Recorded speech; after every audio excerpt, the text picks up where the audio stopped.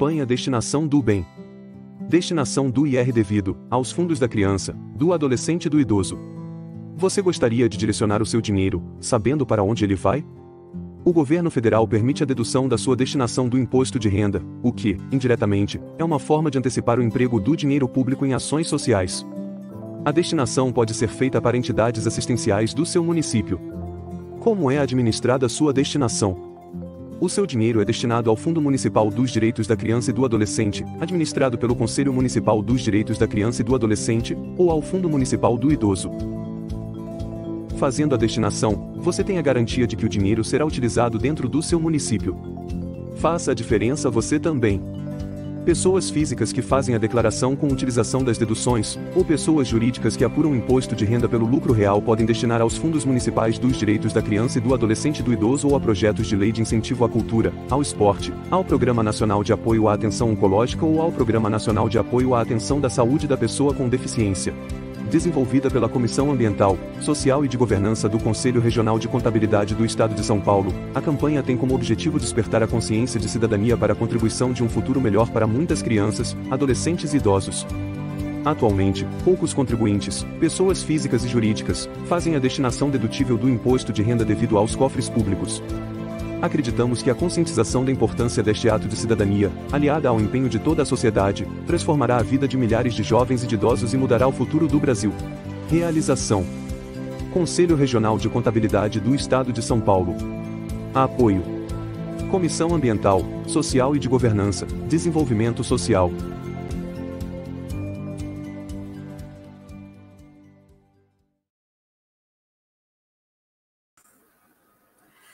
Olá, bom dia.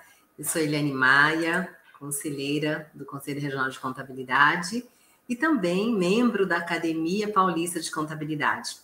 Estou com vocês hoje nesse evento Carreira 360, Ideias para as Especialidades da Contabilidade, Perícia e Contabilidade no Setor Público. Vocês precisam fazer o registro de presença no chat. O Desenvolvimento Profissional está colocando um link. Então, é só você clicar nesse link, colocar o número ali do seu CRC, a sua senha, para que você possa, então, fazer o seu registro de presença e depois obter o seu certificado de participação para comprovar a pontuação, que neste ano são 40 pontos. Eu estou aqui hoje com o meu colega Flávio Riberi, que ele é coordenador do curso de pós-graduação, é professor da faculdade FIPECAF, ele é vice-presidente adjunto de contabilidade da ANEFAC e também acadêmico da Academia Paulista de Contabilidade. E eu convido o Flávio para estar conosco e fazer a apresentação das nossas palestrantes de hoje. Por favor, Flávio, é contigo. Muito bom dia, Eliane Maia. É um prazer vir aqui ao CRC, nesse evento em parceria com a Academia Paulista de Contabilidade. E a alegria muito maior é saber que os eventos que nós promovemos aqui, eles ultrapassam as fronteiras do estado de São Paulo, né? Nós temos participantes aqui de Manaus, é claro, tem muita gente do interior de São Paulo, gente de Pirajuí, de Mauá, São Caetano. É muito gostoso integrar e conectar toda essa gente, né? Dou muito boas-vindas a todos vocês. E aqui, né, para começar esse bate-papo, em falar em carreira 360 graus, nós temos aqui a professora Patrícia Siqueira Varela, ela que é contadora, professora doutora do Departamento de Contabilidade Atuária da FEA-USP. Ela já atua na área de ciências contábeis há longa data, com ênfase em gestão e contabilidade de entidades do setor público, setor da saúde. Tem uma série de publicações internacionais e nacionais dentro dessa área, né? Ela que é graduada pela Universidade Federal de Minas Gerais, fez seu mestrado e doutorado na Universidade de São Paulo, tem ali também as suas atividades na administração pública, né, e também especialização dentro de governo pela Fundação Getúlio Vargas. Ela é professora orientadora, né, do programa de pós-graduação stricto sensu em controladoria e contabilidade da FEA-USP, membro do International Public Sector Accounting Standards Board, que é o IPSAS, né, um nome, uma sigla difícil de pronunciar, mas tem um trabalho muito importante a nível mundial. Ela pertence também ela é membro do grupo assessor das normas contábeis de contabilidade aplicada ao setor público, né, que também está ligado ao CFC, né, e membro suplente da Câmara Técnica das Normas Contábeis e Demonstrativos Fiscais da Federação, o CTConf. E, claro, a professora Patrícia Varela, ela é membro da Academia Paulista de Contabilidade, né. E na outra tela, que abre aqui conosco, né, nós recebemos a professora também Sueli Gualano Bossa Serrati, né? Verdadeira craque na área de perícia, né?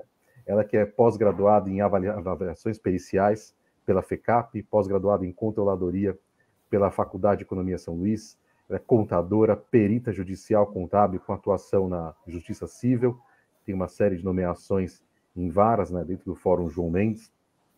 Ela é conselheira, assim como você, Eliane, do CRC São Paulo, coordenadora da Câmara de Controle Interno do CRC, coordenadora adjunta da CAI, perícia do CFC, e também ela é conselheira da PGESP, né, e do Sindicato dos Contabilistas do Estado de São Paulo, Sindicont, né. Ela é vice-presidente da Federação Brasileira de Peritos, Árbitros, Mediadores e Conciliadores, a FEBRAPAN, né, e professora da pós-graduação no curso de perícia da FECAP, né, e membro da Academia Paulista de Contabilidade. Uma última curiosidade sobre a professora Sueli: ela é uma das autoras do recém-lançado livro da APC, Imersões Contábeis, Econômicas e Sociais na Atualidade, vírgula, por elas, né? Um livro escrito exclusivamente por mulheres que estão muito engajadas e destacadas na nossa profissão. Professora Patrícia e professora Sueli, sejam muito bem-vindas a esse bate-papo. Bem-vinda, professora Patrícia e Sueli. Olha que currículo maravilhoso, não, Flávio? Já é uma palestra o currículo dessas duas mulheres que vão agregar muito com a gente hoje. Então, só relembrando o pessoal que está conosco de confirmar a presença no chat, colocar ali, então, por favor, o teu número de inscrição no CRC, a tua senha e confirmar a tua presença. E agora vamos, então, com essas duas mestres, Sueli e Patrícia, começando, então, o primeiro bloco com vocês. Muito bem. Eu que começo, né, Flávia? Por favor, professora Sueli, já que vamos falar em carreira 360, vai ser muito importante ouvi-la, né? A experiência, não só para quem é entrante na área, mas para quem já tem experiências e já tem até senioridade, né? Alguém que tem uma trajetória com muita qualidade, grandes resultados comprovados, né? Se você puder compartilhar muito o que são as portas de entrada, né, para o mundo da perícia, né, para nós profissionais da contabilidade. Vamos lá. Bom dia a todos e todas. É um prazer estar aqui nessa sala virtual com a professora Patrícia, com você, Flávio, com você, Eliane. E vamos iniciar aqui falando um pouquinho sobre perícia, né? E primeiro agradecer, né, esse espaço que a academia está nos dando aí em relação à perícia, né? Eu fico muito, muito feliz também por estar participando aqui de uma atividade que é da academia, falando de perícia.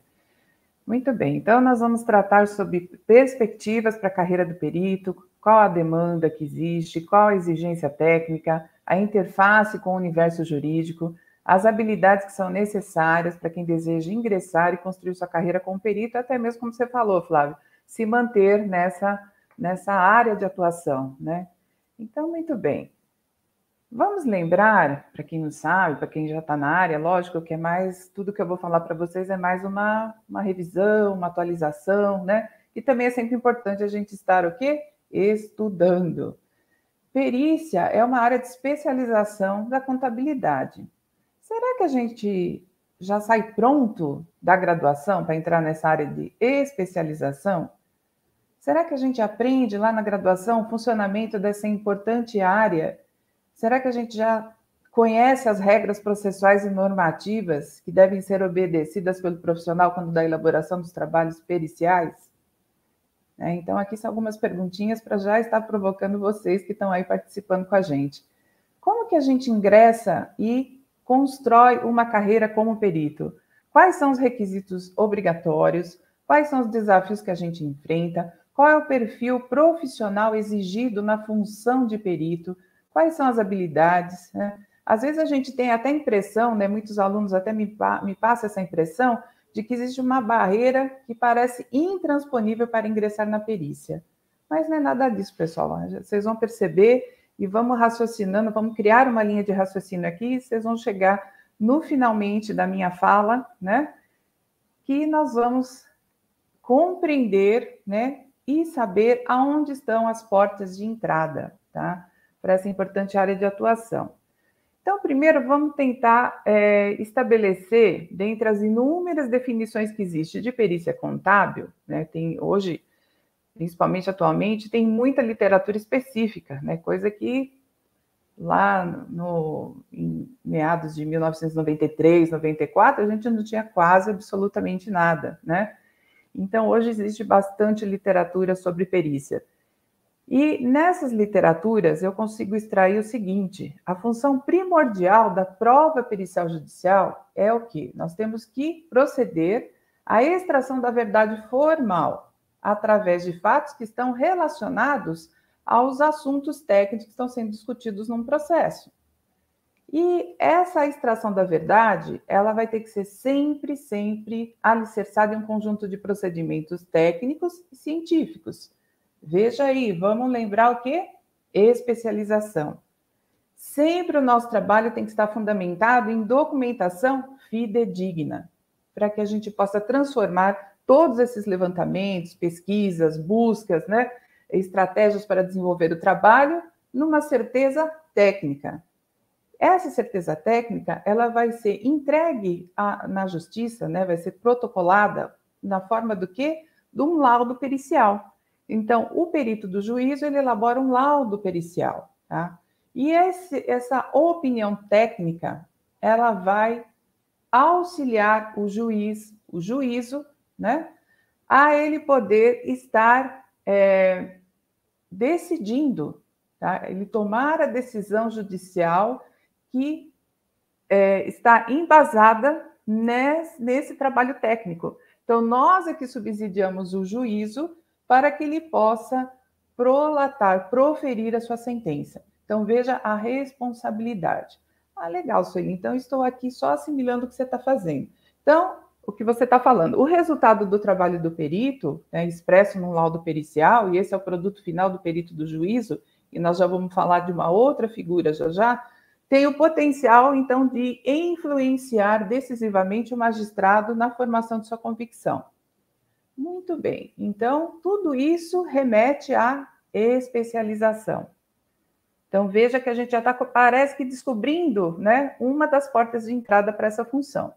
A atuação do perito em um processo judicial, ela está regulamentada pelos artigos do Código de Processo Civil, tá? Principalmente os artigos de 464 a 480. Então, se você quer ingressar nessa área, você tem que saber o que está sendo determinado nesses artigos, porque são artigos inerentes ao perito e à perícia. Tá? E a atividade pericial, ela está regulada pelas entidades reguladoras das profissões, que no caso do contador é o Conselho Federal de Contabilidade.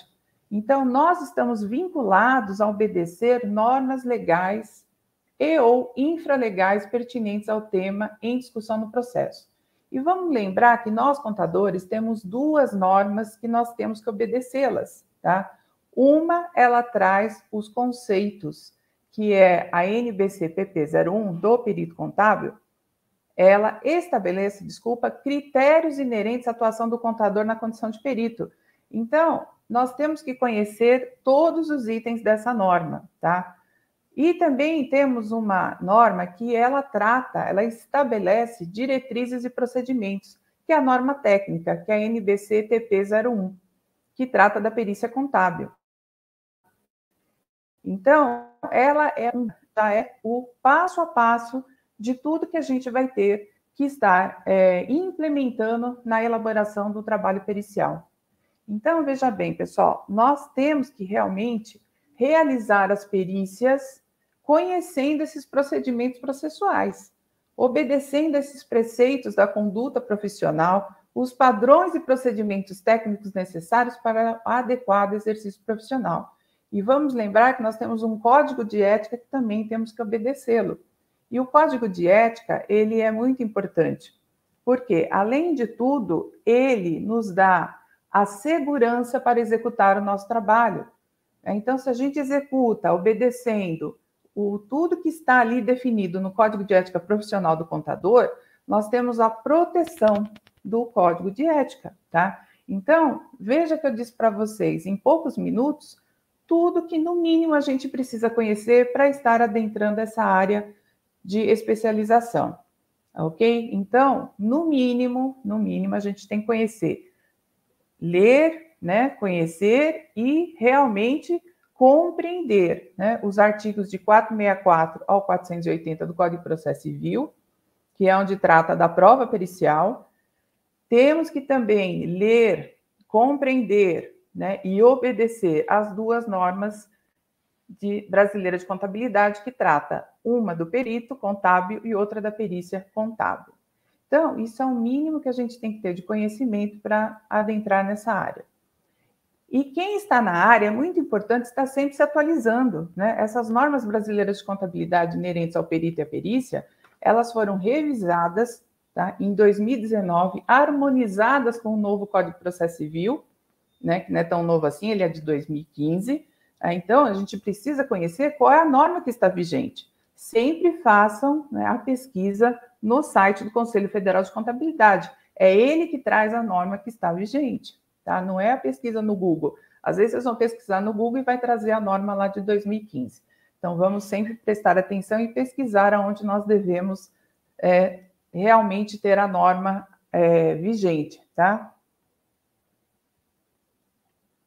Muito bem, pessoal. Uma outra questão que é importantíssima é a gente conhecer as responsabilidades, tá? Então, o perito ele precisa atuar com imparcialidade, o perito do juízo, principalmente, com honestidade, independência, responsabilidade, diligência. Veja, né, quanto é exigido do perito. Tem que ter zelo, idoneidade, seriedade nos trabalhos que ele realiza, tá? E para isso a gente precisa conhecer as responsabilidades, né? Porque a gente pode responder por punições se nós cometermos atos errôneos, tá? Então tem aí responsabilidade civil, responsabilidade criminal, responsabilidade ética e responsabilidade profissional. Tá? Depois, pessoal, que eu sei que vocês já devem estar perguntando no chat, eu vou disponibilizar um material para vocês e nesse material vai estar especificado quais os artigos principais que vocês precisam conhecer para entender exatamente quais são as responsabilidades que nós estamos sujeitos, tá bom? Muito bem, então indo adiante, porque o nosso tempo é curto, eu vou focar com vocês duas oportunidades de atuação profissional, tá? Falando da esfera judicial. Atuação como perito do juízo, função como perito do juízo e função como assistente técnico. Caramba, o que são essas duas funções? Muito bem, lá no artigo 465 do Código de Processo Civil, o juiz ele vai nomear um perito especializado no objeto da perícia. Veja, pessoal, olha a portinha aí de entrada, uma delas. Especialização, de novo, sendo, né, agitada aqui nos nossos comentários. Perito do juízo, ele é o perito, é o profissional nomeado pelo juízo, tá? Quem é o assistente técnico? O assistente técnico é o perito que funciona pelas partes.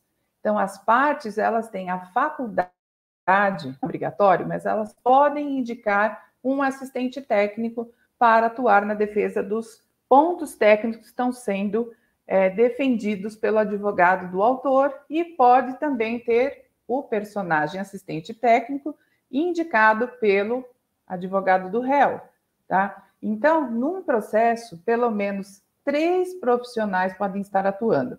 Perito do juiz e um assistente técnico para cada parte. Ou até mais, né? Dependendo quantas partes estiverem envolvidas no processo, ok?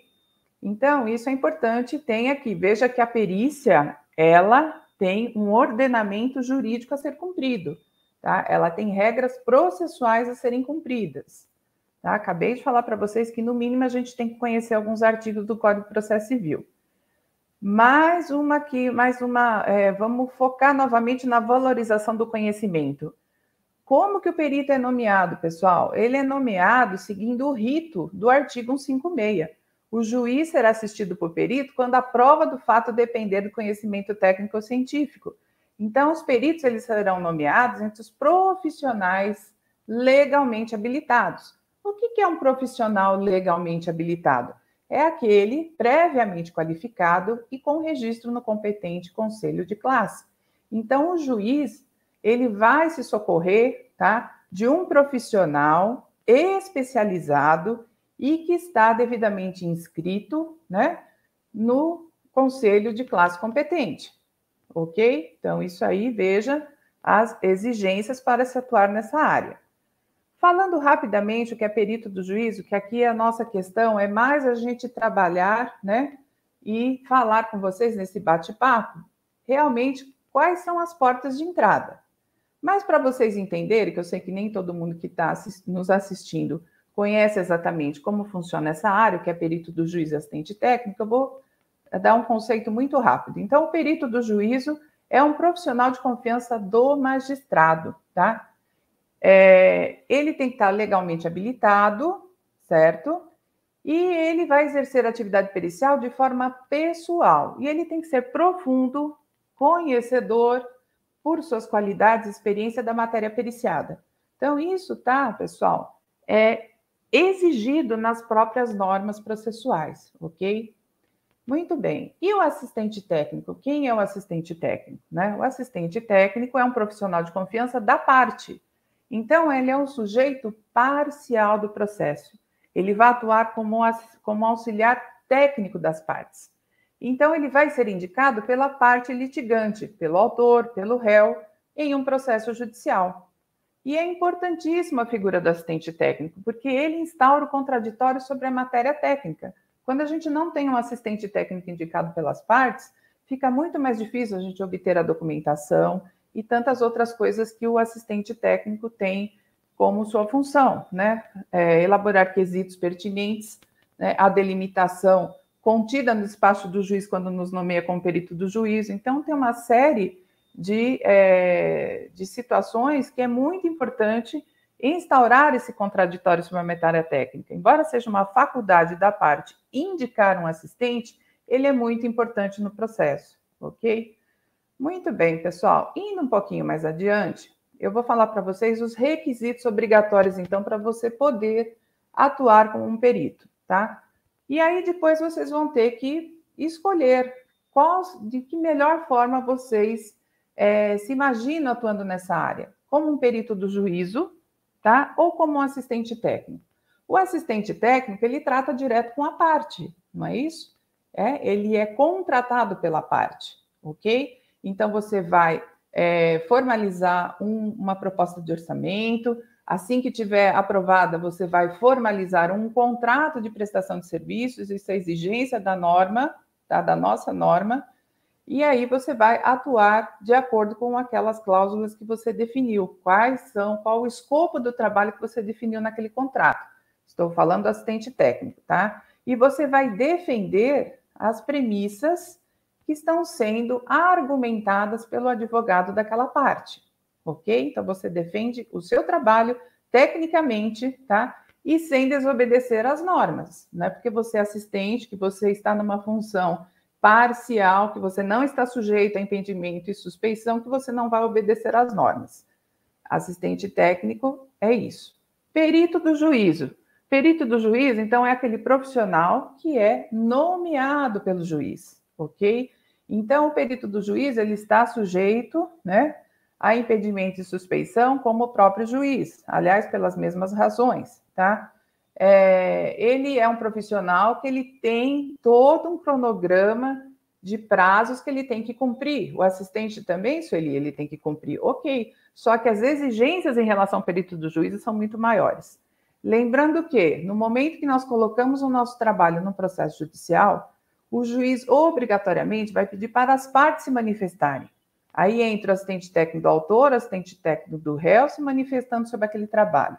Tá? E você, perito do juízo, vai aguardar como é que essas partes vão se manifestar. Se tiver algum pedido de esclarecimento, ok, o juiz obrigatoriamente vai convocar novamente, vai impedir a intimação deste perito do juízo para esclarecer esses pontos divergentes colocados pelas partes.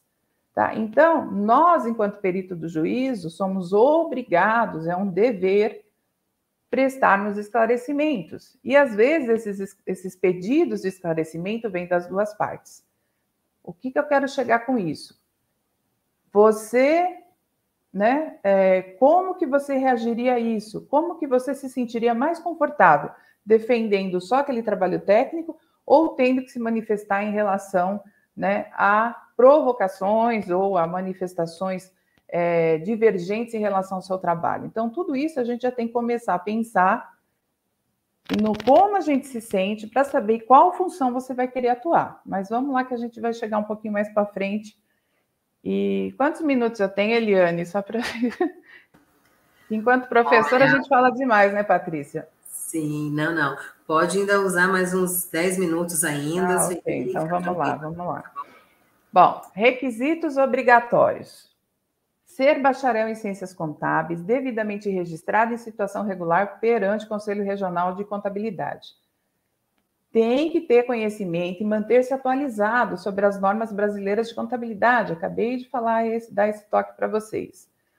Tem que ter conhecimento em relação às legislações pertinentes à atividade pericial abrangidas pelo Código de Processo Civil, Código Penal, tá? Bem como a legislação atinente ou a matéria específica que você vai ter que pesquisar em relação ao objeto, né? O que é que está sendo discutido naquele processo? O que é que o juiz quer enxergar com a prova pericial?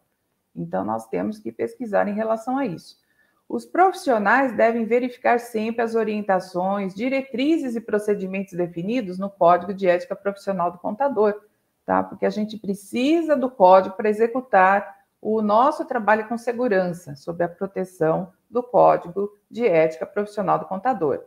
Temos que ter conhecimento específico sobre o objeto da perícia a ser realizada. Lembra que eu falei para vocês que o juiz vai nomear um perito especializado no objeto da perícia que está sendo discutida naqueles autos, naquele processo? Obrigação do cadastro é apenas dos tribunais, pessoal. Então, é obrigado o profissional a ser cadastrado no cadastro dos tribunais a que se vinculam os juízes, no caso de você querer atuar com o perito do juízo, tá? Em relação ao nosso Cadastro Nacional de Peritos Contábeis, é facultativo. Ok? Então, o Cadastro Nacional de Peritos Contábeis é facultativo. Mas vamos pensar, caramba, é uma ótima chancela, né? É um diferencial. Veja que o Tribunal de Justiça do Paraná considera e dá um maisinho, né? Tem lá um asterisco em relação ao profissional contador, ao contador que é inscrito no Cadastro Federal. Tá? Então, ele tem um diferencial. Então, vamos, sim, tentar, né, ser aprovado no exame de qualificação técnica. Você tem que passar por esse desafio primeiro. Assim que vocês forem aprovados, vocês vão estar automaticamente inscritos no Cadastro Nacional de Peritos Contábeis. Isso para quem ainda não está inscrito. Quem está inscrito tem que fazer o quê? 48 pontos num ano, que é nada, né, pessoal? 40 pontos, que é igual a 40 horas. Isso não é nada, a gente precisa, inclusive, investir muito mais tempo em relação a conhecimento, não é verdade? Então, 40 horas não é nada. É obrigatória a comprovação de sua habilitação profissional. Então, o perito, ele é obrigado, não esqueçam disso, a anexar a certidão de regularidade, que hoje ela chama habilitação, certidão de habilitação profissional. Ela foi alterada aí no ano passado, tá? Ela é emitida de forma gratuita pelos Conselhos Regionais de Contabilidade. Ou você também pode estar anexando a certidão que é emitida pelo Conselho Federal de Contabilidade, desde que você esteja inscrito no Cadastro Nacional dos Peritos Contábeis, ok? Muito bem. Então, vamos aqui conversar agora um pouquinho sobre essa questão dos desafios, né?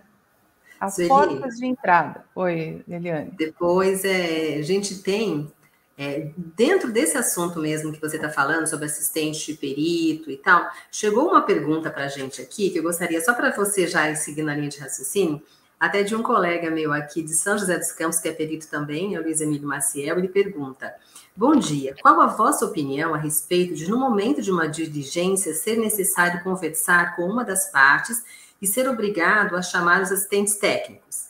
Existem questionamentos que não estão nos autos e podem prejudicar uma das partes. Então, ele gostaria de saber a sua opinião em relação a isso. Então, eu estou entendendo que teve a necessidade de uma diligência, ok? Isso. Muito bem. Parágrafo 2º do artigo 466 do Código de Processo Civil. Obrigatoriamente, o perito do juízo tem que convocar os assistentes técnicos indicados pelas partes. Isso é uma obrigação processual. Não tem como você eu só vou convocar o assistente técnico do autor porque eu quero conversar com ele de forma particular. Isso não existe, pessoal. Até porque a opinião do perito do juízo, ela é imparcial, tá? Então, no momento que for necessário coleta de documentos, ok? Nós, peritos do juízo, somos obrigados a comunicar com 5 dias de antecedência, exigência que está lá determinada, parágrafo 2º do artigo 466. Nós somos obrigados a convocar os assistentes indicados nos autos, tá? Então, espero que tenha respondido, Eliane. Se não, fala para ele.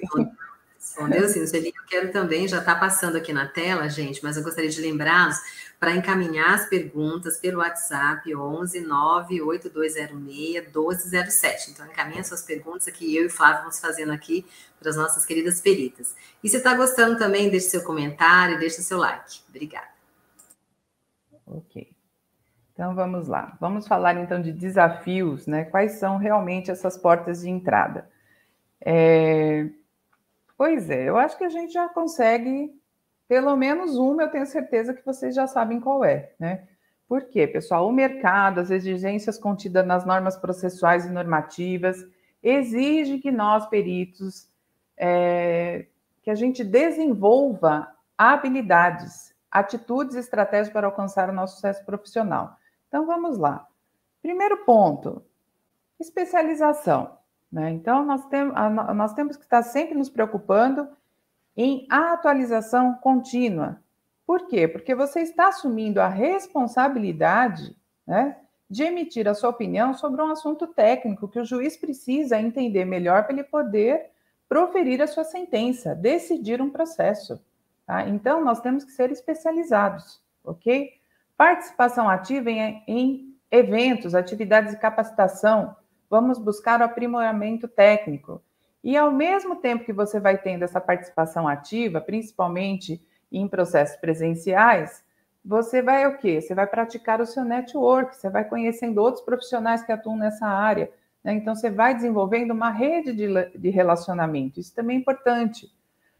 Pesquisar sobre assuntos técnicos abrangidos no processo, né?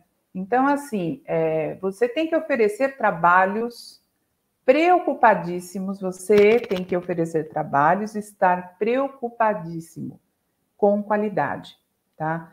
Então, nós temos que pesquisar sobre os assuntos que são exigidos e abrangidos num processo. Então, para oferecer segurança e exatidão nas suas respostas e conclusões técnicas, lembrando que uma não pode divergir da outra, porque está no mesmo trabalho, não é? Executando cálculos e afirmações com rigor científico, concisão e objetividade. É isso, entregar trabalhos com qualidade máxima. Aí você vai conquistando, seja o advogado para continuar te indicando na função de assistente técnico, seja o juiz para continuar te nomeando na função de perito do juízo, né? Na realidade, o que determina a continuidade de nomeações ou intimações é a qualidade do trabalho que vocês entregarem. Tenha certeza disso, tá? Outra questão que é também uma porta de entrada, tá? Ou uma porta de continuidade de nomeações. Eficiência na comunicação escrita. Nós temos que tomar muito cuidado de que forma a gente redige os nossos trabalhos. Não podemos utilizar palavras de duplo sentido, cuidado nos textos longos e prolixos, né? Porque a gente consegue, né, evitar as contradições. Vamos buscar sempre clareza de linguagem de redação. Por quê, pessoal? O destinatário ele precisa compreender a mensagem, né? Então, o laudo tem que ter utilidade. Nós temos que convencer tecnicamente com uma leitura interessante. É difícil, não é fácil, né? É muito difícil, tá? Mas nós temos que buscar essa qualidade, buscar essa excelência nos trabalhos. Uma coisa bacana também, que eu acho que hoje em dia tem o facilitador pelos processos estarem de forma eletrônica, você pode fazer pesquisas, né? Vá lá, pesquisa um processo capa a capa, né? Principalmente processo que já tem perito nomeado, que já tem laudo entregue, que já tem pedido de esclarecimento ofertado, e vamos começar a analisar, a fazer a leitura desses processos na íntegra, porque aí vocês vão se deparando com a linguagem que é utilizada num processo, né? Principalmente nos trabalhos periciais, é uma linguagem um pouquinho diferenciada, né? Então, isso aí eu acho que é também uma porta de entrada, porque você vai começar a se inteirar do que realmente é necessário, é preciso, tá? Então, eu acho que as principais portas é isso, sempre buscar as melhores técnicas, tá? Muito bem, aí eu vou aqui jogar uma questão para vocês, porque eu acho que o meu tempo já está acabando. Desafios para atuação. E aí vamos fazer aqui, né, uma retrospectiva do que eu falei. Em relação, tá, Sueli, gostei de tudo que você falou, eu quero realmente atuar nessa área. Legal. Qual é o principal desafio que a gente tem que fazer, pessoal? É fazer essa análise introspectiva, se autoconhecer, e por intermédio dessa autorreflexão, você vai direcionar suas metas e compromissos, ok? Realmente eu tenho condição de trabalhar de forma autônoma, né? Você imagina, você tem que se virar, tá? Você tem que ser autossuficiente, autodidata, tá? Tem que ter proficiência, tem que ter disciplina, tem que ter instrumento, né, de trabalho, um laptop e todos os sistemas que são necessários para você poder estar atuando. Então, tudo isso você tem que estar, né, fazendo essa análise introspectiva. É só nós mesmos é que sabemos em relação a essas escolhas. Outra coisa, não vamos nos fixar na questão do lado econômico, né? Nós temos que oferecer, no princípio, o quê? A melhor técnica. E nós temos que estar ciente que a função é de auxiliar da justiça, com a consciência de que a nossa função vai implicar em questões socioeconômicas. Nós vamos exercer implicações socioeconômicas. Alguém vai transferir o patrimônio para outro alguém, seja uma pessoa física, uma pessoa jurídica, vai depender das partes que estão envolvidas no processo. Então, é muita responsabilidade, tá? E sem levar em conta interesses exclusivos de outrem ou o seu próprio, tá? Então, assim, a perícia, tá? Ela tem uma sazonalidade em questão de recebimentos. Tá? Por exemplo, eu atuo como perita do juízo, eu entrego um laudo, eu nunca sei quando eu vou receber o valor dos honorários que já estão depositados nos autos. Perito não recebe diretamente de parte. Perito do juízo recebe os valores a partir do momento que o juiz arbitra, você vai receber, né, nesse momento. Quando eu entreguei o laudo, posto todos os esclarecimentos no laudo, quer dizer, eu já protocolei o laudo, as partes pediram esclarecimento, eu prestei esclarecimento, só depois que o juiz vai me dar o direito de receber os meus honorários. Então, sempre o perito do juiz tem que ter uma reserva financeira, porque você não sabe quando vai receber. Primeiro ponto para vocês também pensarem. Como assistente técnico, você é contratado pela parte. Você vai acordar com a parte o momento que você vai receber ou não os seus honorários. 30% para indicação do seu nome, apresentação dos quesitos, que é a primeira, né, os primeiros trabalhos que são exigidos são esses. Depois, dali 30 meses, mais 30%, e no final, os 40%, dali mais 30 dias. Então, você negocia direto com a parte, como assistente técnico, tá bom? Pessoal, fechando nesse momento, para mim dar o direito aí da professora Patrícia estar falando sobre contabilidade pública, vamos lembrar que os nossos serviços têm que ser tecnicamente perfeitos, moralmente isentos e justos. Por enquanto, eu encerro minha fala e fico aberta aí para as perguntas. Parabéns, viu, professora? Muito bom. Espero ter passado o que eu pretendia, porque o tempo é pouco, né?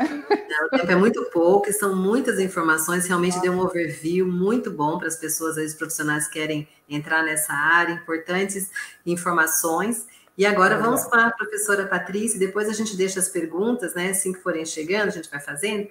Passar então para a professora Patrícia para falar sobre a questão da área pública. Obrigada. Olá, bom dia a todos e todas. Nossa, eu fiquei aqui maravilhada com a apresentação da professora Sueli, né? A gente, às vezes, tem um conhecimento um pouco fragmentado e a Sueli conseguiu juntar tudo, né? E a gente tem uma visão bem legal aí do que é a perícia contábil. E ela falando, né, também tem alguns desafios que eu fiquei pensando assim, ser contador, né? Tem alguns que, independente da área, você precisa também observar, por exemplo, conhecimento aprofundado das normas, né? E da técnica, não é só das normas, mas da técnica para você conseguir entender a norma, né? Então, acho que realmente a gente tem pontos em comum.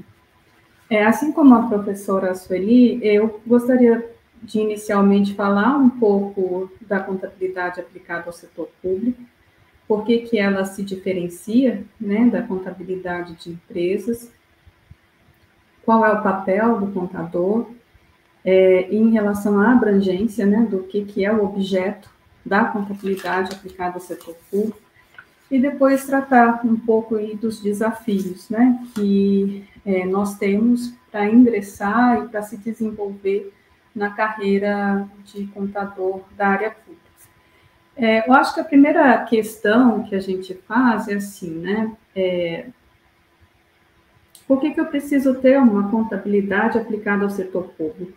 A contabilidade não é a mesma, né? E aí a gente chega na seguinte resposta. Em termos de fundamento, sim, é a mesma contabilidade, né? Mas como os setores eles são diferentes, eu vou ter especificidades da contabilidade aplicada ao setor público.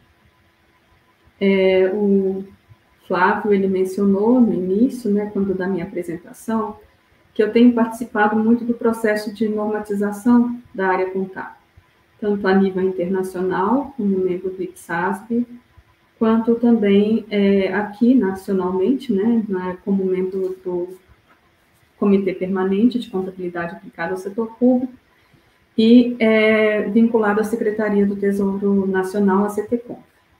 E a gente percebe que esse é um processo muito vivo, muito dinâmico, né, porque a gente precisa entender o que é o setor, mas também entender as novas transações, né, que aparecem, e isso não é algo também específico do setor público. Por exemplo, está se discutindo como contabilizar crédito de carbono, né, isso é uma transação nova e que os contadores têm que se debruçar em cima, né, dessa transação para entender e saber também como apresentar a informação sobre essa transação nas demonstrações. Mas voltando especificamente para a contabilidade aplicada ao setor público, tem vários fatores, né, que a gente poderia listar aqui, mas eu vou listar alguns, né, que mostram que realmente a gente precisa de uma contabilidade que tenha um olhar um pouco diferente, né. Primeiro, assim, no setor privado, a lógica da contabilidade está alicerçada no conceito de ativo, e o ativo, ele é um recurso com capacidade de gerar benefícios econômicos, né?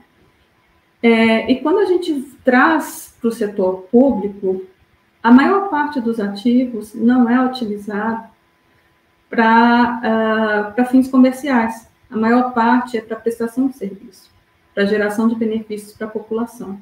Então, a gente já começa com um modelo de contabilidade que tem diferença no conceito de algo que é fundamental, que é o conceito de ativo.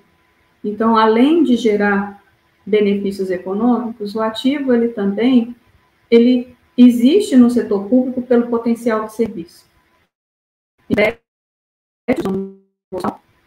E esse prédio, ele existe não porque eu quero obter lucro com este prédio, mas porque eu quero fazer a prestação de serviço. Outro elemento fundamental é que o Estado, ele tem o poder coercitivo e aí ele exige o pagamento de tributos, né?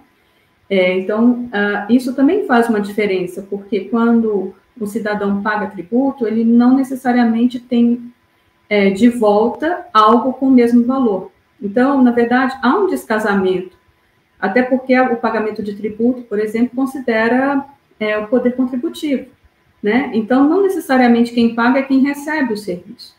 Ah, mas por que acontece isso? Porque há uma necessidade de serviços, né, ou há uma necessidade de produção de um bem público que traz benefícios para além daquele que recebe serviço. Então, há uma concordância da sociedade. Eu te dou esse poder, né, coercitivo de me cobrar tributos, mas, em contrapartida, eu também exijo que você preste serviços, e serviços esses que vão gerar benefícios para a população como um todo.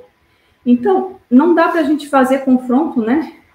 Quando a gente registra a contabilidade de empresa, eu registro a receita e o custo do serviço ou o custo do produto vendido.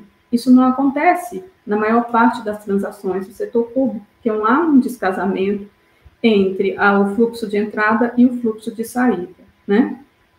E o outro elemento fundamental, tem outros, né, mas eu estou destacando aqui os principais, é que o orçamento ele tem um papel preponderante nas decisões do setor público.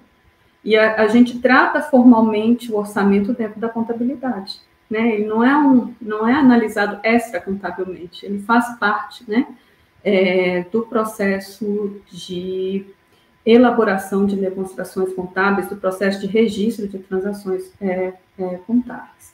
Bom, então, a gente tem aí já alguns elementos que trazem diferenças e também trazem complexidade à contabilidade aplicada ao setor público, né?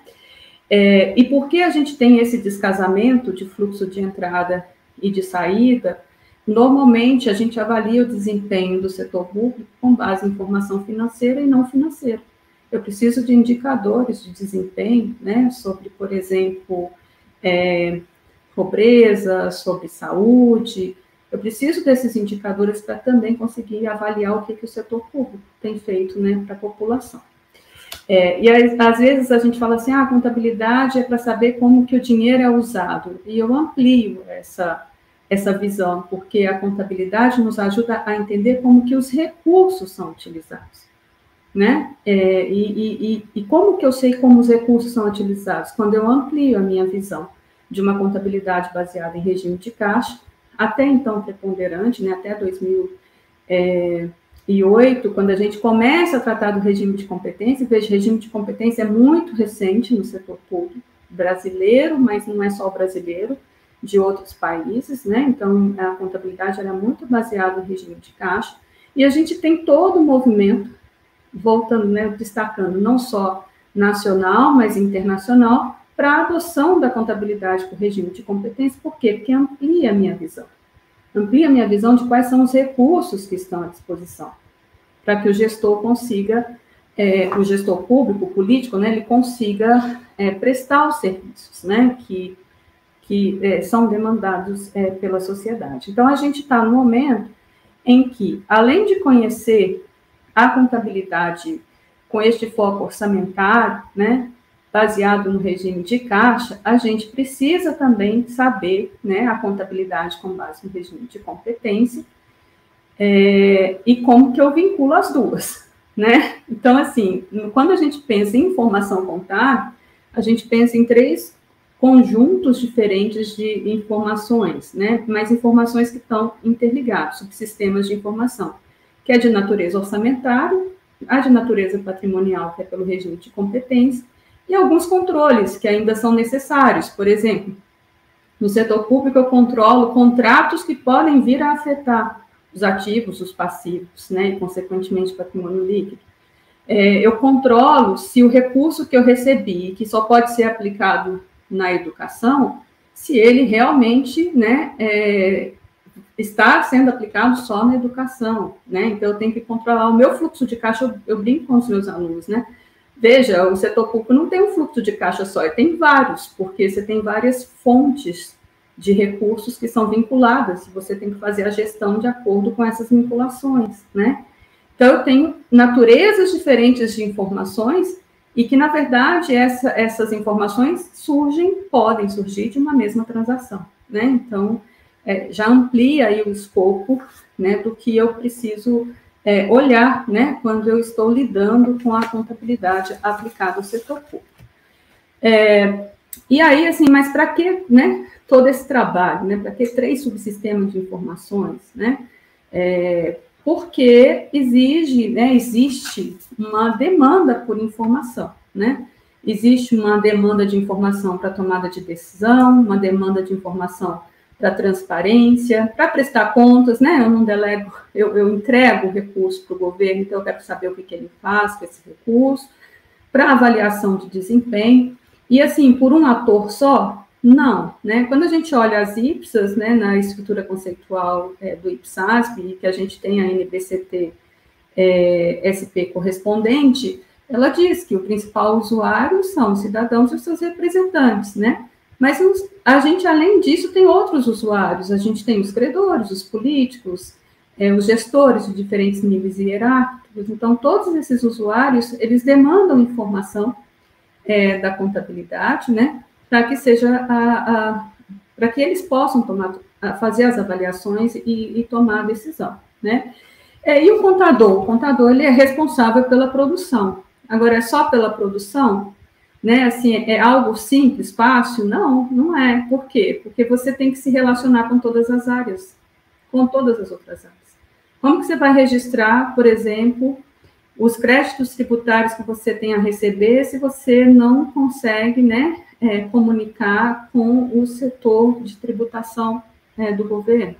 Né? Como que você vai conseguir fazer o patrimônio, o controle dos seus bens móveis, se você não consegue conversar, ou se você não consegue, né, ajustar procedimentos com a área de controle de patrimônio do setor público. Então, você não consegue realmente gerar informação se você não tiver essa capacidade de trabalhar em conjunto com outras áreas e estabelecer realmente procedimentos que vão me levar à informação requerida, né, para que o processo de tomada de decisão ele aconteça. E além disso, né, o contador também ele tem que ter bastante perspicácia, assim, porque às vezes a informação ela nem é tão valorizada, né? Então ele tem que saber em que momento ele fala, olha, esta informação vai te ajudar a resolver este problema, esta informação vai te ajudar a argumentar, por exemplo, né, na busca de recursos para a sua entidade. Então, ele também tem que saber mostrar para o gestor que a informação contábil faz diferença, né, na condução, né, do objetivo daquela entidade pública. Enfim, então, quando a gente pensa em contabilidade, a gente aplicado ao setor público, a base é a mesma contabilidade aplicada às empresas, então as normas internacionais, elas são elaboradas com base nas IFRS, né, e no nosso caso aqui, com base nos CPCs, que viram as NPC, as normas brasileiras de contabilidade. Então, no trabalho do IPSASP, a gente se baseia, mas tem várias transações que são diferentes no setor público e que a gente tem adaptações de normas, por exemplo, a norma de mobilizado, ela é adaptada para incorporar essa lógica, né, de que o ativo, ele também tem potencial de serviço. Tem normas que são específicas, então a gente tem norma de impairment para ativo não gerador de caixa, que não é algo que acontece no setor privado. Por exemplo, agora a gente está trabalhando a norma sobre recursos naturais. Isso e recursos naturais como ativo, isso é algo que é específico do setor público, porque quem pode ter controle sobre esses ativos é o setor público, né? Então, assim, a gente tem especificidades que traz uma maior complexidade para a contabilidade, e a gente tem vários usuários que precisam dessas informações, e a forma de produzir essa informação também implica no relacionamento com diversos outros usuários, né? Eu não sei também quanto tempo, agora eu me perdi quanto tempo que eu tenho. Você tem mais ainda não sei se vocês estão conseguindo me ouvir adequadamente. Fica tranquilo. Bom, e aí vem a pergunta assim, né? Como é que eu faço para atuar no setor público? Sabe que vários alunos, eles vêm conversar comigo e falam, professor, eu queria atuar no setor público, como que eu faço? Eu falo, né? Porque inicialmente a gente pensa assim, a porta de entrada é concurso público, né? Essa mas o aluno que está na graduação, que quer experimentar as áreas da contabilidade, não vai ser assim, né, para o concurso público, porque o concurso público tem uma exigência de dedicação para você conseguir passar no concurso, né? Então, você tem um preço alto aí só para experimentação. Então, normalmente, quem se dedica é aqueles que já sabem que querem mesmo essa área, então se dedicam para fazer o concurso público, né? E aí, o que eu tenho percebido hoje, né? Felizmente, os órgãos públicos têm aberto vagas de estágio, né? Então, isso é mais recente, vejam, né? Eu até fiquei feliz, eu vi o Tribunal de Contas do município abriu, outras secretarias têm aberto vagas específicas para contabilidade. Então, esse é um jeito também de você começar, né, a entender e conhecer um pouquinho a área. Outro jeito também de conhecer a área, né, assim, então, você tem os estágios, você tem os programas de trainee, né, e alguns alunos meus foram a partir do programa de trainee, que eles conseguiram também conhecer mais como que é a contabilidade aplicada ao setor público, né? Quando você já tem um conhecimento consolidado, né, você pode assumir cargos, né, dentro do governo, para cargos de confiança, né, assessorando os gestores, né, no processo de tomada de decisão, né? E a gente também tem as várias consultorias e assessorias, que você também pode trabalhar nessas consultorias e assessorias, né? Que aí você também tem essa possibilidade de conhecer o setor público, né? Mas aí vem a pergunta assim, mas o que eu preciso para atuar em termos de conhecimento de habilidades, né? E aí já começa o desafio. Por quê? A contabilidade aplicada ao setor público, ela é complexa, e normalmente as universidades, elas não dedicam muito espaço, né, para que a gente trabalhe esses conteúdos durante o curso de graduação. Então, normalmente no máximo 2 disciplinas. E ontem eu estava conversando com outro professor, né, ele falou assim, e a gente tem um grande desafio como professor. Por quê? Porque para a gente começar a falar de contabilidade, primeiro a gente tem que explicar o que é Estado, o que é governo, como é que é estruturada a administração pública. Eu já tentei, sabe, pular essa etapa, aí os alunos não entendiam nada. Então, eu falei, bom, vamos voltar, preciso explicar o que é o setor, né? Depois, preciso saber o que é o orçamento, como que se dá o processo de execução orçamentária, né? Porque a maior parte das transações no setor público acontecem, em algum momento, tem o aspecto orçamentário, né? Então, tem uma fase ali, né, que é orçamentária. Então, também os conceitos, né, os termos que a gente utiliza, eles vêm dessa lógica também orçamentária, né? Então, eu tenho que explicar o orçamento. E aí ele falou assim, aí quando a gente chega na contabilidade, acabou o curso, né? A gente não consegue desenvolver muito, né? Então, assim, realmente, né, o que a gente consegue fazer nos cursos de contabilidade é dar notícias sobre o que é a contabilidade aplicada ao setor público. Então, assim, precisa de curiosidade, precisa também de dedicação para poder estudar, né, e complementar essa formação em termos de conteúdos técnicos, né?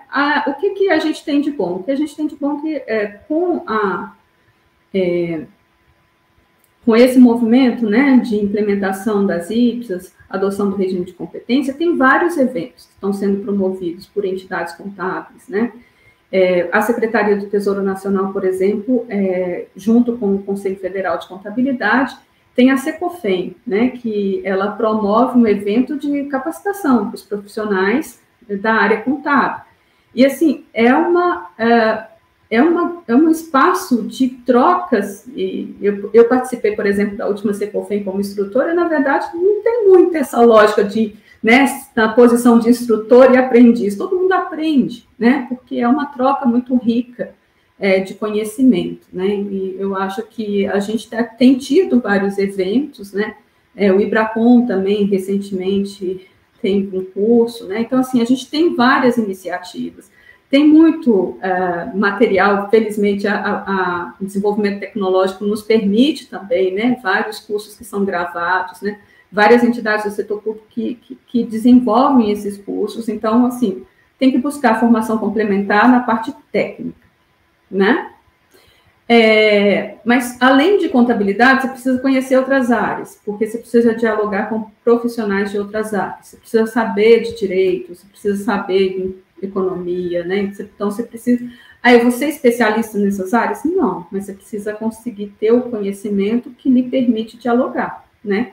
Então, por exemplo, eu estava responsável por ajudar a estruturar o sistema de contabilidade da USP. Eu preciso entender minimamente como é que se estrutura um sistema de informação, porque senão eu não consigo dialogar, entendeu? E aí eu não consigo, a gente não consegue chegar numa solução. E a solução, ela não é, né, só realizada por um profissional, não é só o contador, né? Tem o contador, tem a pessoal da área de TI, tem os que atuam nas áreas específicas, então a gente precisa ter essa busca de solução a partir de um conhecimento diverso, né? Mas que é um conhecimento complementar. Então, a área, né, do conhecimento técnico, a gente precisa desse conhecimento técnico, mas precisa ampliar para conhecimentos também de outras áreas, né? E aí, quando a gente pensa em outras habilidades, né? Por exemplo, a gente precisa ter uma capacidade analítica para conseguir identificar os eventos e transações de acordo com a sua essência, porque às vezes parece que é uma coisa e não é, sabe? Parece que é só uma antecipação de valores, mas na verdade é uma dívida. E aí dívida tem implicações fiscais, né? E que podem implicar em punições para os gestores. Então a gente precisa ter clareza, né? Ter essa capacidade analítica muito forte. Não só na contabilidade pública, mas a contabilidade tem exigido também julgamento profissional. Muito, né? Porque as normas, elas normalmente nos dão escolhas, né? Eu posso avaliar o ativo pelo custo, ou pelo fair value, ou pelo valor operacional corrente, então eu posso escolher, né? E dentro de cada uma dessas avaliações, eu tenho que também tomar decisões sobre premissas. Por exemplo, se eu for avaliar por fair value, quais são as premissas que eu vou adotar? E aí, eu preciso contar muito bem, né? Como que eu fiz essas escolhas, quais são as premissas que eu adotei, quais são as implicações, né? Em termos dos números que estão sendo divulgados pela contabilidade. Eu estava falando, né? Outras áreas também, essa comunicação com profissionais de várias áreas, né? Como que eu vou fazer a estimativa se eu não conheço estatística, se eu não consigo dialogar com o pessoal da área de atuária, né? Então, eu tenho que ter essa capacidade de diálogo, né? Com profissionais de várias áreas. Eu preciso também, assim, ter uma análise crítica e pensamento inovador. Normalmente, setor público falta recurso, tá?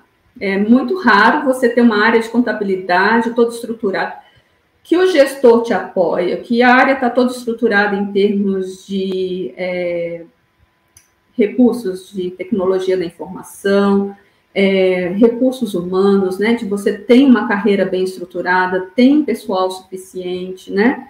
Então, assim, é difícil você ter uma área toda estruturadinha, né? Então, você precisa também ter essa capacidade de falar, como que eu vou conseguir transitar aqui? Eu tenho um desafio enorme, tenho poucos recursos, então como que eu vou conseguir transitar? Então, você tem que pensar, você tem que ter criatividade e pensamento inovador, né? Capacidade de lidar com esses problemas que não são estruturados e multifacetados, tem que ter cooperação e trabalho em equipe, né? Então, você fala, vou sentar, não quero lidar com pessoas, né? De vez em quando a gente fica meio assim, né? A gente fala, eu queria sentar no meu cantinho e fazer tudo sozinha, né? Esquece, não existe isso. A gente vai ter que lidar sempre com as pessoas, né? E ter essa percepção de até onde eu consigo trabalhar junto e até onde eu posso contar com aquela pessoa, onde que eu vou buscar alternativas, né?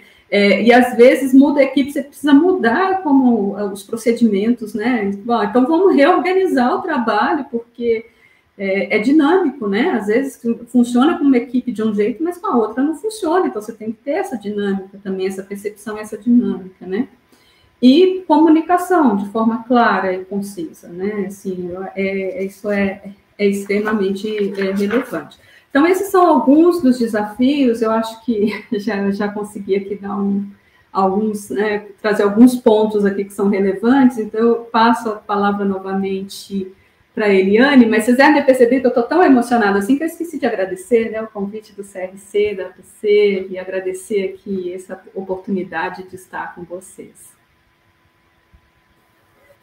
Muito obrigada, professora Patrícia. Olha, excelente, está chegando muitos elogios aqui para a tua palestra, Sueli. Realmente, vocês deram um show. Vocês, como excelentes profissionais, estão tendo esse momento de compartilhar com a gente, né? Compartilhar essas expertises, o que é necessário para ser um tão bom profissional como vocês são. Eu acho que o Flávio, quer fazer um comentário também, Flávio, com essas duas sumidades que estão aqui com a gente? Porque a gente tem pergunta.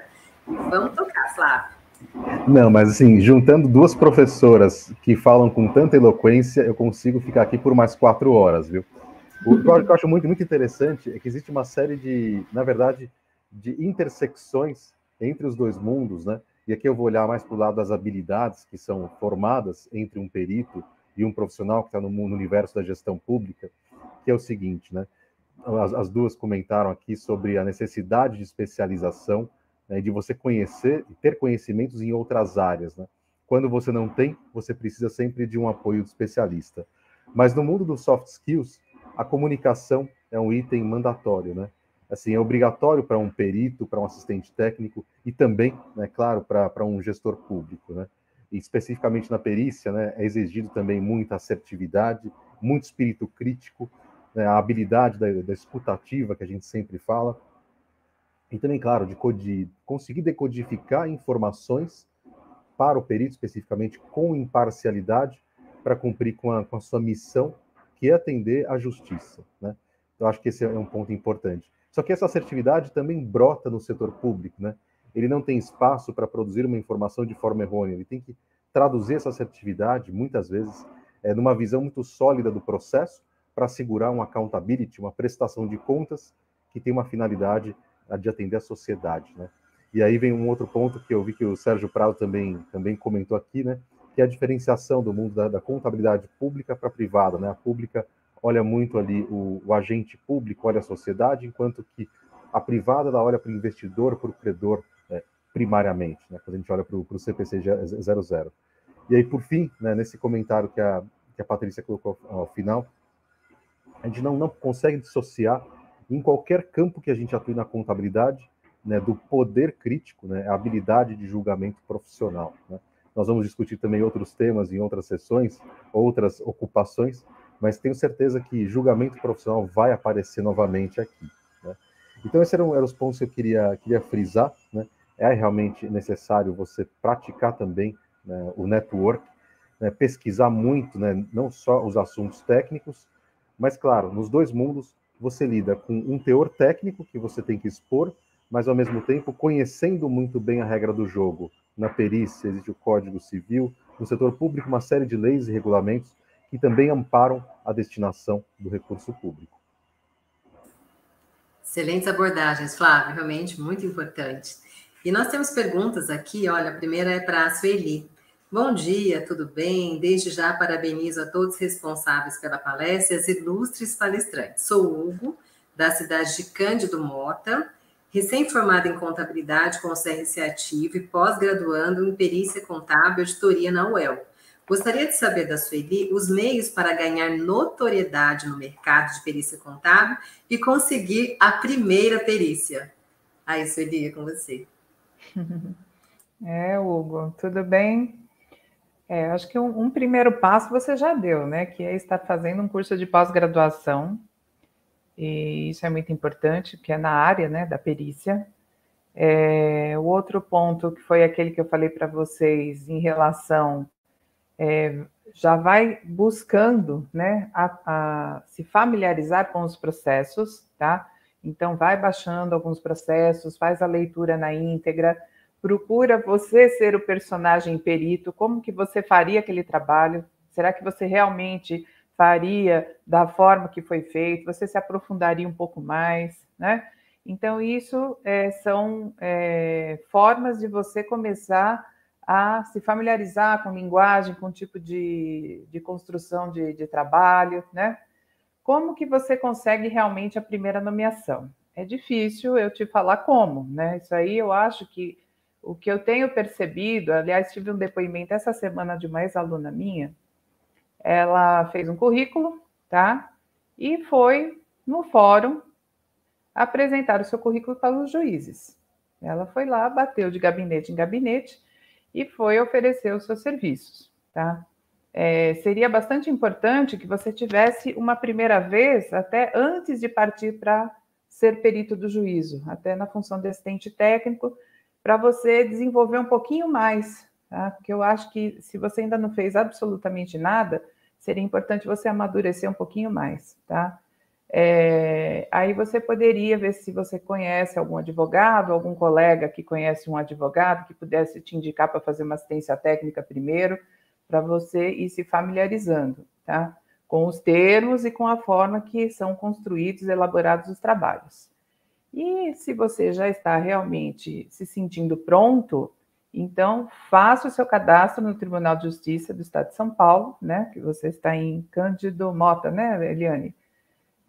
São Paulo, tá? Então o Tribunal de Justiça tem um cadastro único e assim, a gente não sabe que tipo de nomeação virá e quando virá. Então, para você tentar apressar um pouquinho mais, veja as comarcas, né? Veja os fóruns que você tem próximo da sua região onde você mora e vai oferecer o seu trabalho aos juízes. E deixa uma dica importante. Primeiro, converse com o escrevente ou com o diretor do cartório para saber se o juiz atende peritos, tá? Porque nem todos os juízes disponibilizam tempo para atendimento aos peritos, porque no entendimento deles é o seguinte, tem o cadastro hoje eletrônico e eu peço para ser procurado um profissional naquele cadastro. Tá? Então, assim, para você não levar, né, um comentário ou até você já se sentir preterido, não é isso, é que tem juiz que realmente não atende. Então, primeiro faça pergunta para o escrevente-chefe, para o diretor do cartório, se o perito atende, se o juiz atende peritos. E aí, se for falado sim, afirmativo, aí sim você vai lá e apresenta o seu currículo, tá?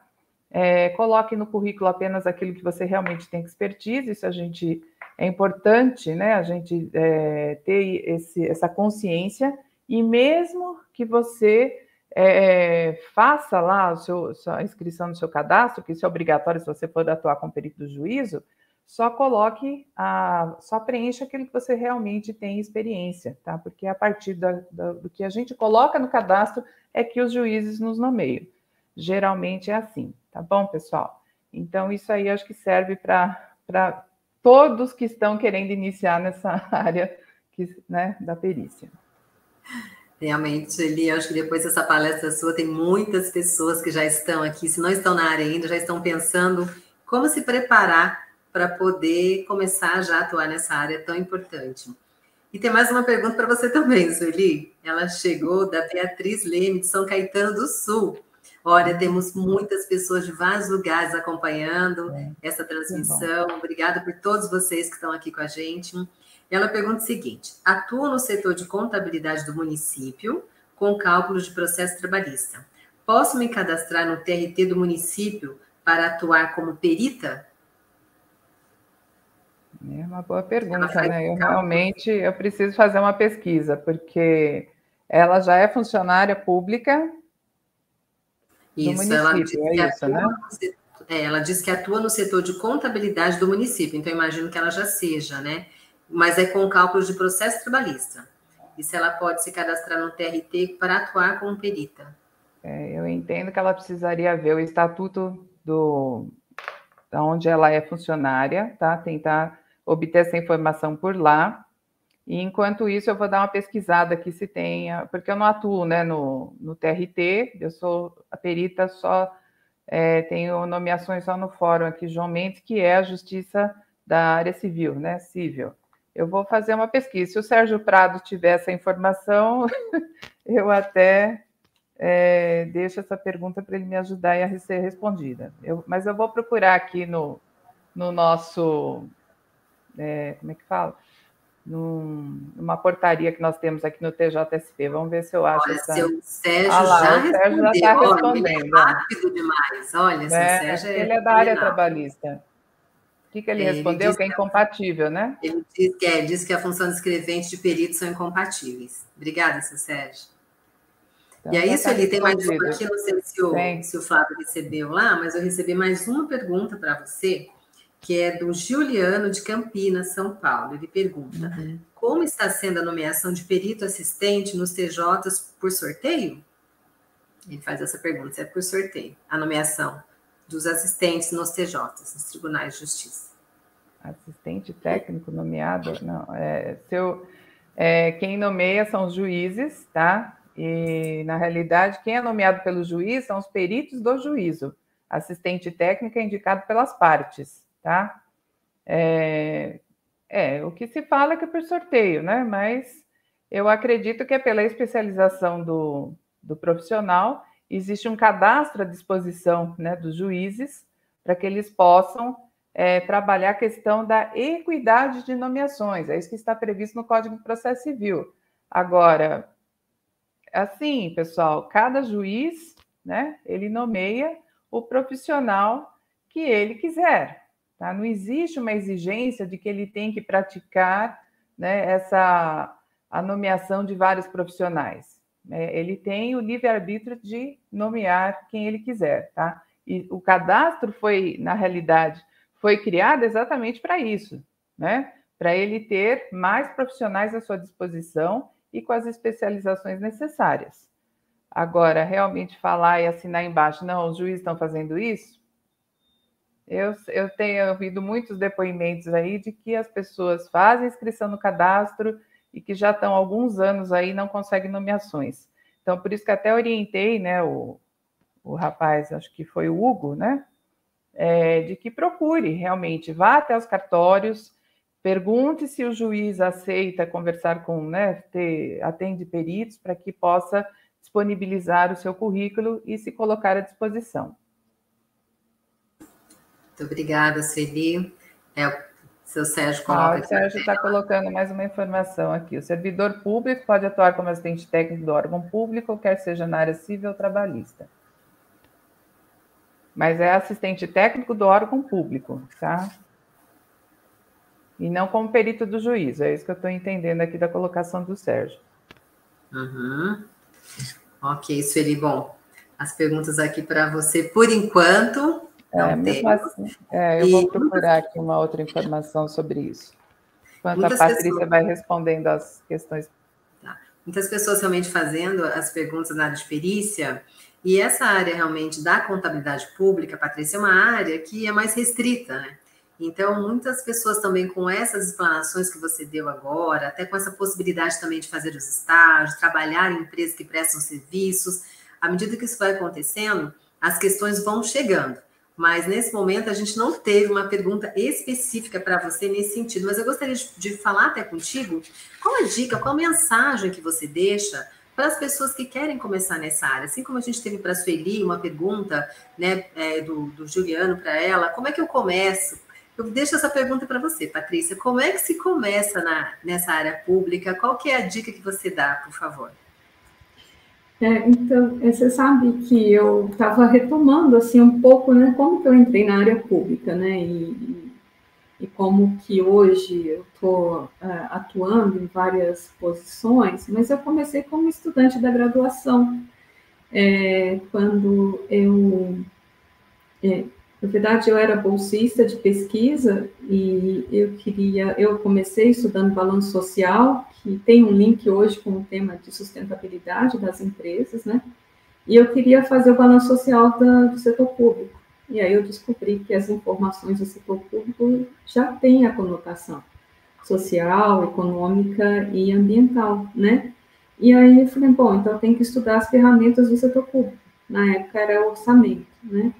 Então, assim, no meu caso, eu ingressei via pesquisa, né? Essa curiosidade por saber do setor público. E, a partir daí, tem um encantamento mesmo, sabe? Porque quem atua no setor público, assim, não necessariamente vai ser o profissional mais bem remunerado, mas essa convicção de que a gente faz diferença na vida de muitas pessoas a partir do uso mais adequado dos recursos públicos, isso nos faz bastante gratificados, né? Então, assim, eu vejo que é só deixar, sabe, a curiosidade entrar, o desejo entrar, que acha os caminhos, assim, são caminhos diferentes. Quando a gente vê profissionais que atuam na área pública, o que eu vejo de comum é um desejo muito grande de fazer as coisas acontecerem, de que a informação contábil realmente seja utilizada nos processos de tomada de decisão, que o recurso público seja mais bem utilizado e, consequentemente, a gente tenha melhoria na nossa sociedade. E são todos muito empenhados, né, para que isso aconteça, né? Então, assim, tem um trabalho grande para fazer no sentido de formação, no sentido de desenvolvimento de algumas habilidades, mas, por outro lado, é uma grande família que a gente tem, sabe? Os profissionais da área contábil, a gente se relaciona o tempo todo. Às vezes, um não sabe como que faz uma coisa e liga para o outro, manda mensagem, e o outro já ajuda, né? Já acha... E é comum na área pública os profissionais terem grupos, né, que eles trocam informações, que se ajudam. Então, assim, quem começa a entrar vai achar o seu caminho, porque é uma área, assim, que ela realmente nos ganha, sabe? Nos ganha pelo desafio, nos ganha pela importância, nos ganha por esse sentido de corpo mesmo entre os profissionais da área de contabilidade, né? A minha sugestão é assim, seja via pesquisa, seja via estágio, seja por um programa de trainee, ou seja mesmo, a minha decisão é por fazer concurso público, vou me dedicar durante a graduação inteira para fazer o concurso do Tribunal de Contas do município, vou fazer o concurso né, como auditor, que muitas vezes você não entra na carreira de contabilidade, você entra na carreira de auditor, né? Vou fazer, estejam certos, assim, vocês não vão ter nenhuma monotonia, né? Vai ser bastante desafiador, e a comunidade, né, da área contábil aplicada ao setor público é muito, assim, contagiante mesmo, sabe? Assim, é algo que tem uma energia, são pessoas que querem fazer a diferença, que a gente fala, nossa, eu quero estar aqui, né? Como eu disse, assim, eu participei da última Secofem, eu cheguei da reunião do IPSASP, estava extremamente cansada, fui para Brasília, mas parecia que eu não tinha nem viajado, não tinha 4 horas passavam assim, rapidamente, porque é muito intenso, muito... tem muita curiosidade, assim, esse contato mesmo, sabe? Então, assim, a minha sugestão, viu, Eliane, começa por algum caminho, começa na graduação, procura um professor que estuda, né? Faz um trabalho, por exemplo, a FEA hoje, que é a faculdade que eu estudo, tem a FEA pública, ou seja, que presta serviços de consultoria para o setor público, né? Então, começa e deixa se contagiar, que aí vai que vai. Esse é meu recado. Excelente, professora Patrícia. Olha, a gente pode ver, você falou 2 palavras muito importantes. O encantamento é a convicção de fazer diferença. E você demonstra isso no seu olhar quando você fala, sabe? Essa convicção de que você está fazendo a diferença. Muito obrigada, viu? Por você estar aqui conosco, e estamos recebendo aqui muitos elogios mesmo. Parabéns. E temos aqui, não sei se o Flávio tem alguma aí, Flávio, mas chegou uma pergunta aqui agora para a Sueli, mais uma para a Sueli, sobre perícia. E diz o seguinte: bom dia, desde... Eliane, peraí, não querendo te interromper, eu achei aqui o provimento sobre aquele assunto do funcionário público, só reforçando aí o que o nosso querido Sérgio Prado já tinha nos falado. Então, tem aqui um provimento do Conselho Superior da Magistratura, que é o número 2427 de 2017. É que tudo é muito regrado, com provimentos, com portarias, né? Então, tudo tem o provimento correto para a gente poder ir pesquisar, são muitos. Então, está aqui no parágrafo 2º, No artigo 5º está escrito o seguinte: ao detentor de cargo público no âmbito do Poder Judiciário é vedado o exercício de encargo de perito, exceto nas hipóteses do artigo 95, parágrafo 3º, inciso 1º do Código de Processo Civil. O que é isso? Quando o pagamento da perícia for de responsabilidade beneficiário de gratuidade da Justiça, ela poderá ser custeada por recursos alocados no orçamento do ente público e realizada por servidor do Poder Judiciário ou por órgão público conveniado. Então, que eles podem ser nomeados em processos que o beneficiário pelo pagamento da perícia é beneficiário de gratuidade, a parte que é obrigada a pagar, a arcar com os honorários do perito, é beneficiário de gratuidade da Justiça. Tá? Então, realmente é vedado e eles só vão poder ser, né, indicados aí, no caso, nomeados, que é perito do juízo, se for um processo que corre pela justiça gratuita, tá bom? Então, é isso, só para esclarecer e até dar aí qual é o provimento que está definido isso. Vamos Nossa, para a próxima. Excelente, Celi. Então, Celi, eu estou vendo aqui agora o horário, a gente tem perguntas chegando, mas nós estamos já no nosso final, já faltam alguns minutinhos só para encerrarmos, e eu gostaria de passar, né, para cada uma de vocês, para dar o seu recadinho final, agradecer a todos que nos acompanharam, realmente vocês duas estão de parabéns, eu estou saindo daqui muito enriquecida com minha bagagem, pelo tudo que vocês compartilharam. Obrigada, Flávio, por estar aqui, por estarmos juntos fazendo essa moderação. Minha honra é muito grande estar aqui contigo. E lembrar a todos que tem que fazer o registro de presença agora no final também. O desenvolvimento profissional vai colocar no chat aí também. E você faça a sua confirmação de presença e deixe também seus comentários. Passo, então, agora primeiro para a Patrícia fazer os sua despedida, seu recadinho final, e depois para a Sueli e Flávio. Obrigada.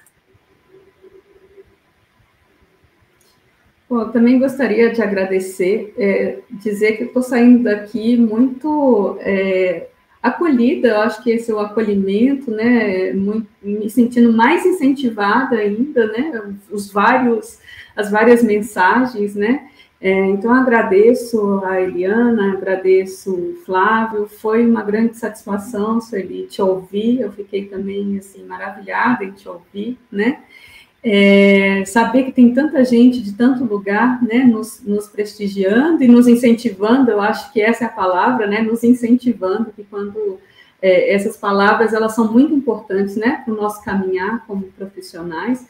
E fica aqui a minha reforço, né? Olha, é só achar um jeitinho de começar, mesmo que seja com uma discussão de um ponto específico, que o caminho vai se abrir, porque a área pública precisa de profissionais dedicados, profissionais conhecedores, né? Ou que querem conhecer, né?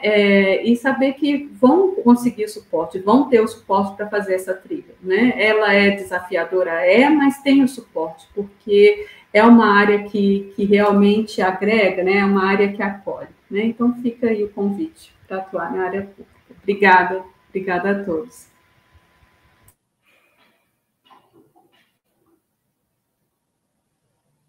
Obrigada, professora Patrícia. Sueli, por favor, suas considerações finais.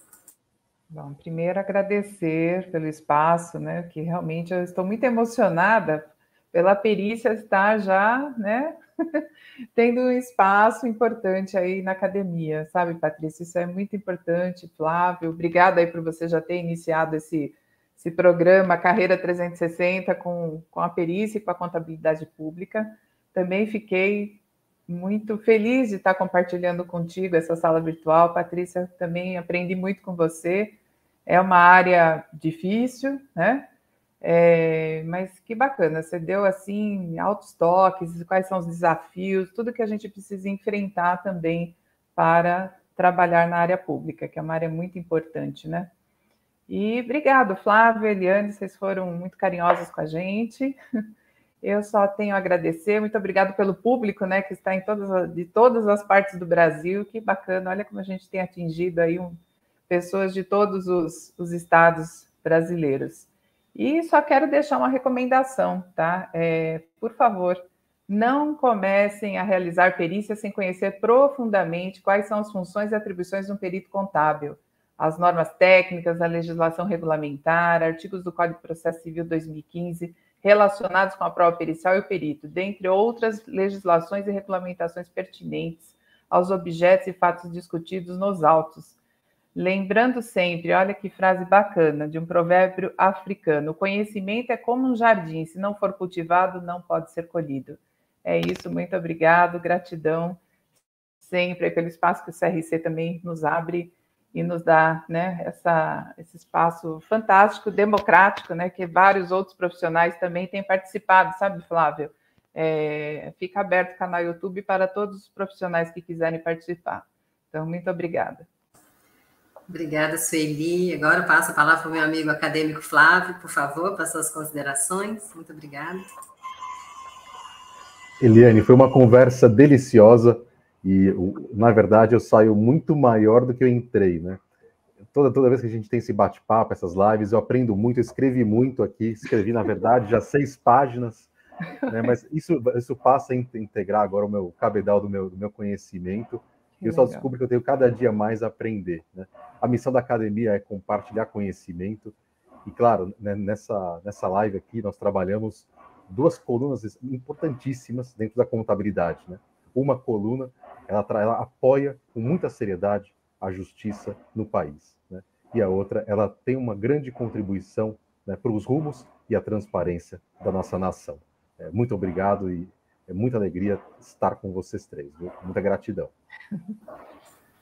Obrigada, Flávio. Então, em nome do Conselho Regional de Contabilidade, agradeço a presença de vocês, em nome da academia, agradeço muito a presença de vocês e a todos vocês que estiveram até agora conosco. Muito sucesso nessa nova carreira, que muitos vão abraçar de perito, e também no setor público. Sucesso e até a próxima. A gente se vê na próxima. Um grande abraço. Obrigada. Tchau, tchau.